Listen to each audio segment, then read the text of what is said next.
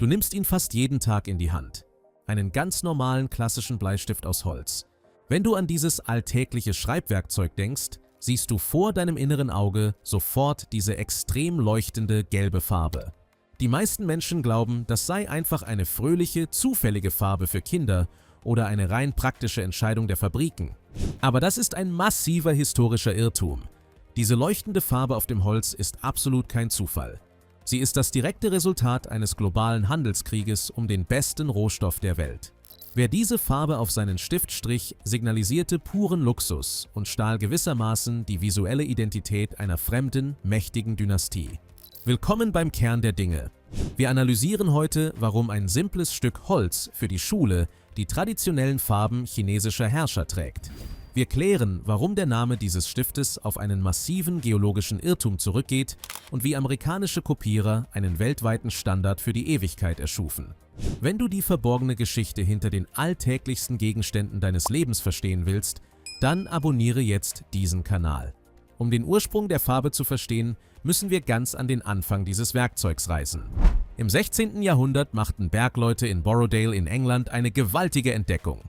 Sie stießen auf riesige Vorkommen eines extrem reinen Materials tief in der Erde. Die Menschen hielten dieses dunkle Material irrtümlich für eine Form von Blei, weshalb wir dieses Werkzeug bis zum heutigen Tag fälschlicherweise Bleistift nennen. In Wahrheit handelte es sich bei dem Fund jedoch um reines Graphit. Weil dieses Graphit extrem zerbrechlich war und beim Schreiben ständig zersplitterte, begannen clevere Handwerker, das dunkle Material in schützende Hüllen aus Holz einzubauen. Der moderne Bleistift war geboren. Länder wie Deutschland, Italien und Frankreich begannen bald, ihre eigenen Stifte in verschiedenen Designs herzustellen. Aber im späten 19. Jahrhundert betrat ein Mann namens Joseph Hardtmuth die weltweite Bühne. Er hatte bereits im Jahr 1790 in Wien die Firma Koh-i-Noor gegründet. Dieses Unternehmen aus Österreich-Ungarn war zu einem der angesehensten Hersteller für hochwertige Stifte in ganz Europa herangewachsen. Auf der berühmten Weltausstellung im Jahr 1893 in Chicago präsentierte diese Firma eine absolute Sensation. Sie zeigten dem staunenden Publikum den allerersten gelben Bleistift der Geschichte. Die Wahl dieser extrem lauten Farbe war ein genialer und kalkulierter Marketing-Schachzug. Zu dieser Zeit kam das absolut beste und reinste Graphit der gesamten Welt aus China. Die Firma Koh-i-Noor wollte der Welt sofort optisch klarmachen, dass ihr Stift genau dieses kostbare chinesische Graphit enthielt. In der traditionellen chinesischen Kultur ist die Farbe Gelb untrennbar mit dem Adel, mit königlichem Respekt und mit absolutem Prestige verbunden. Die Firma lackierte ihr Holz in exakt diesem königlichen Gelb, um die absolute Exzellenz ihres Produktes auszustrahlen.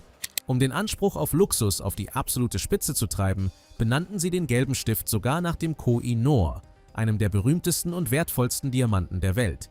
Dieser leuchtende Stift war ein so gigantischer Erfolg auf dem Markt, dass die Konkurrenz sofort in absolute Panik verfiel.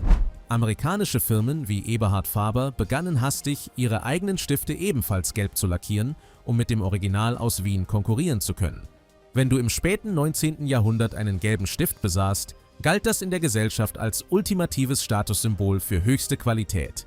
Die Farbe verbreitete sich wie ein Lauffeuer durch die gesamte Industrie. Die amerikanische Firma Koh-i-Noor hatte einen optischen Standard gesetzt, dem absolut jeder andere Hersteller folgen musste, um auf dem Markt zu überleben. Im frühen 20. Jahrhundert produzierten amerikanische Fabriken bereits Millionen dieser gelben Stifte pro Jahr. Das öffentliche Schulsystem wuchs massiv und die Millionen von Schulkindern brauchten günstige, aber zuverlässige Schreibwerkzeuge. Die gelbe Farbe blieb der absolute Standard, weil sie nicht nur Qualität suggerierte, sondern auch extrem praktisch war.